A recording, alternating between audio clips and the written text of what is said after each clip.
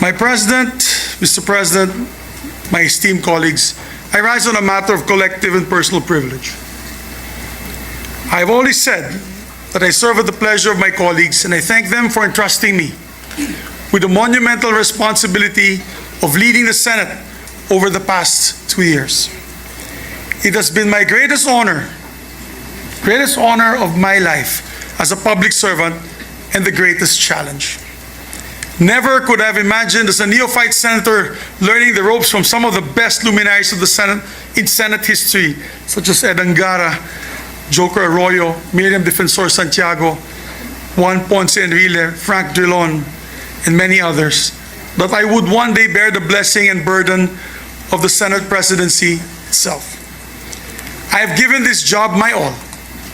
Not only have I maintained my untarnished record as a public servant and my streak of perfect attendance since 1998, but I have also done my best to rise to the occasion as a leader responsible for this entire institution and everyone under its care.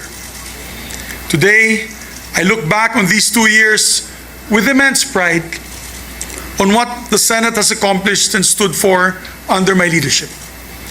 In these 2 years, we have legislated with an eye towards progress and a heart for service. We have spearheaded landmark measures as the Public-Private Partnership Code, the Maharlika Investment Fund, the Internet Transactions Act, the Real Property Valuation Assessment Reform Act, the LGU Income Classification Act, and the Anti-Financial Scamming Act, and many, many other measures that bring a more dynamic economic landscape and create more jobs and opportunities for our people. On the table, we have more economic measures that we expect to pass soon. Primarily the Create More and the new Government Procurement Act. Our first year was led by our mission of national reconstruction. We had to look inwards to assess what we lost during the pandemic and build solutions from there. But in our second year, we could afford to stretch our necks out a bit more, and we could look outward and explore opportunities for bilateral and multilateral cooperation. We could afford to reach out to establish stronger presence on the global stage. In a historic move, we've never had this man or that level of leadership from Japan. We called the joint session to hear an address from Japanese Prime Minister Kishida Fumio. It was us, our dear colleagues, who invited him to address the joint session of Congress in our trip to Japan. And we had the honor of listening to a message from the former Senate UN Secretary General Ban Ki-moon in this very hall at the invitation of this Senate. In each of all these exchanges, we were able to advocate for better conditions and opportunities for Filipino workers abroad. And we're able to explore possibilities in defense cooperation, trade agreements, academic and cultural exchanges, agricultural partnerships towards a more globally involved Philippines. Last year, the Senate successfully hosted the 31st annual meeting of the ASEAN-Pacific Parliamentary Forum, a move that allowed us to strengthen our bilateral and multilateral relationships and tell the world that we are here, ready to partner in progress alongside the rest of the democratic world. We work to secure peace in the region so we can protect our fisher folk and their livelihood here on our waters. We reached out to draw investors in so we can create more jobs for our people. Sa huli, iuuwi natin lahat ng ating ginagawa para sa bayan at para sa taong bayan. While we work on hitting the goal of becoming an upper middle class income economy in the next few years, we also know that ultimately, development is not just about GDP growth. Walang tunay na kaunlaran hanggat may Pilipinong namamatay sa gutom o sa kawalan ng serbisyong medikal. Walang tunay na kaunlaran hanggat may mga kabataan tumitigil sa pag-aaral para magtrabaho para sa kanilang mga pamilya. Walang tunay na kaunlaran hanggat hindi matatanggap o natatanggap ng manggagawang Pilipino ang disenteng sahod. Senate President or not, I will continue to push for the welfare of our laborers until they receive decent wages that they deserve. The Senate has also been a committed partner to the armed forces of the Philippines and Coast Guard in defending the nation. No Senate has been more outspoken in opposing foreign aggression than the one that sits today. And lest we be accused of being all talk, let me assure you that this Senate has been working hand in hand with the armed forces and the Coast Guard in making necessary budget allocations for the procurement of maritime assets, arms, and defense systems. Lagi ko nga pong sinasabi, hindi nagkukulang sa puso at tapang ating mga sundalo at miyembro ng Coast Guard. Kailangan lang tapatan natin ang tamang mga kagamitan at mga sasakyan pagpandagat at panghimpapawid para tulungan silang ipaglaban ng ating bansa. Of course, none of these measures and budgetary allocations would have reached the President's table without the vital work of our Senate employees. I want to thank from the bottom of my heart the members of the Office of the Secretary, Secretary Ray Bantug, Legislative, Administrative, and Finance Services, of course, Attorney Mavic, External Affairs and Relations, the Office of the Sergeant at Arms, my dear friend, my loyal friend and good friend, General Angkan, who ensure the security of the Senate, and of course, the staff of the senators who are all crucial to every step of lawmaking, to the whole Secretariat. Mabuhay po kayong lahat. I love you guys, you know that. So as Senate President, I'm proud to have led institutional reforms for the benefit of our Senate employees. Mahal na mahal ko kayong lahat, mga empleyado ng Senado. For one, we have made sure to repay our employees' dedication with increased benefits, especially our long-serving employees who have devoted their life's work to the Senate. Marahil ay alam naman po ninyo kung ano-ano po ang mga monetary at non-monetary benefits na naibahagi sa inyo mula sa aking pamumuno. Mabuhay po kayong lahat. And I think we've been the most generous, and I'm proud of it. We have also gone full speed ahead on regularizing our casual and contractual employees. So many of our employees, particularly the hardworking folks in the Office of the Sergeant at Arms, sa OSA, are just one step away from being regularized. Tinutulungan po natin sila pumasa ng civil service exam para matulungan po natin sila sa prosesong ito. By taking care of our own, the Senate has been able to perform better, supported as we are by the great work of our Senate employees. I salute each and every one of you for the job that you do. We are nothing without you. Maraming salamat po sa pagkakataon na masuklian ang trabaho ninyo para sa Senado. You have helped shape the legacy of the Senate in its first 2 years under the 19th Congress. Now, I do not want to make any grand proclamations about the legacy of the Senate in these 2 years. Our legacy is not for us to define. Ultimately, that will be for the Filipino people to decide. All we can do is put work in and hope that our record speaks for itself. And the record, I'm happy to say, has been met with approval. Under our leadership, the Senate has seen some of the best approval and satisfaction ratings in recent history, going back to 1988.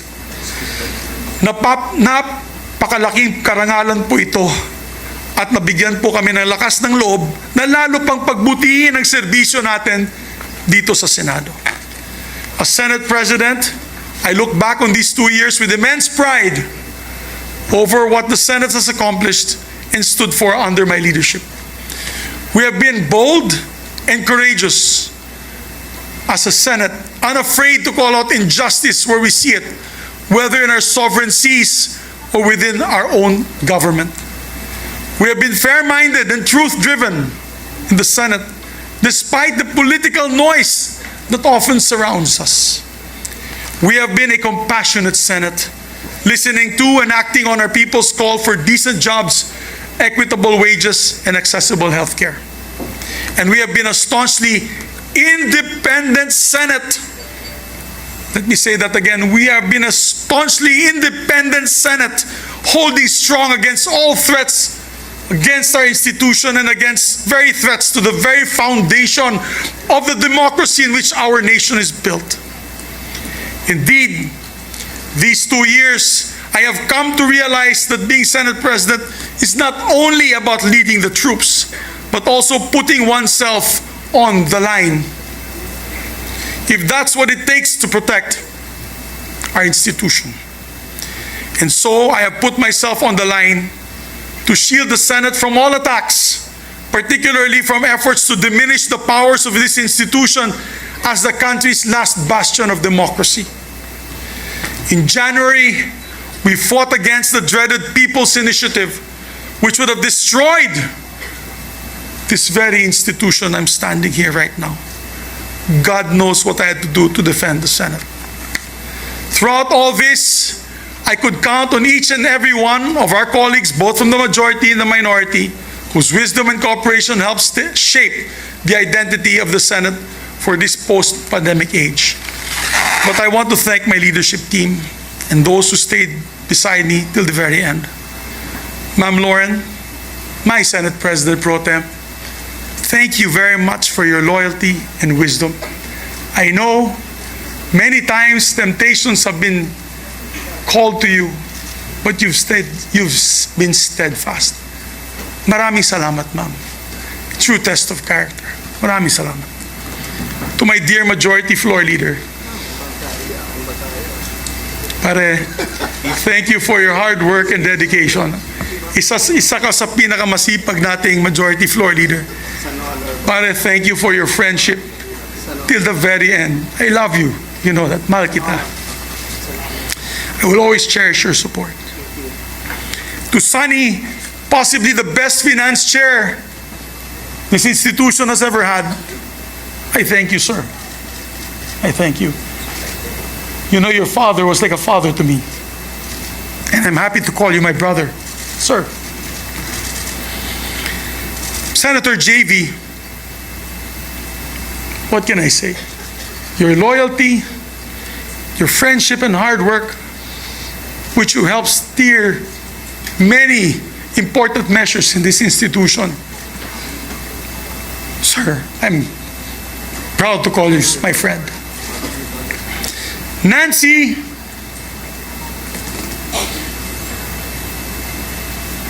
who's been loyal from day one as a friend,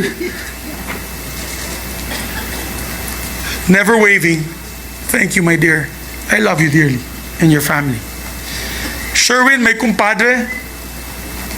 Pare, maraming salamat, pare. You are a good friend and kumpadre. I'm proud that you're the ninong of my son. To Bato de la Rosa, who stuck it out with me till the very end. Sir, I salute you, sir.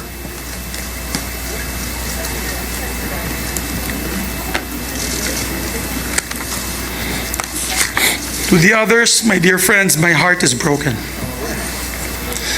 I am proud to have led a Senate that's been resolute in protecting our institution, our democracy, and our people. Being an independent leader, I gave way for each member of the Senate also to be independent and to come to decisions through collaboration rather than direction.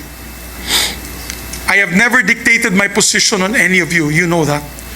I've always supported your independence, which is probably why I face my demise today. I failed to follow instructions from the powers that be. Simple as that. I've listened to all my colleagues throughout my Senate presidency, and again, I listen to them today. As we head into a new period for the Senate, I fought the good fight. If I've ruffled some feathers in doing so, then so be it. Hindi ko tinanggap ang pagiging Pangulo ng Senado para lang hayaan na bumagsak ito. Today, I offer my resignation as Senate President of the Republic of the Philippines. And upon stepping down, I vow to serve as an independent member of the Senate. My allegiance as ever belonging only to the Filipino people. I leave with my head held high, knowing that I did what is right for the Senate and for the nation.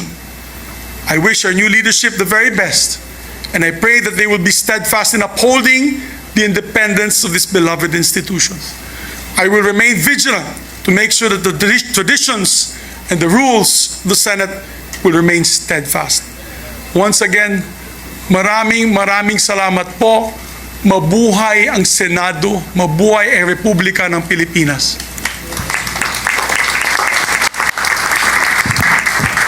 Thank you very much, Senate President Juan Miguel Zubiri, for your heartfelt speech.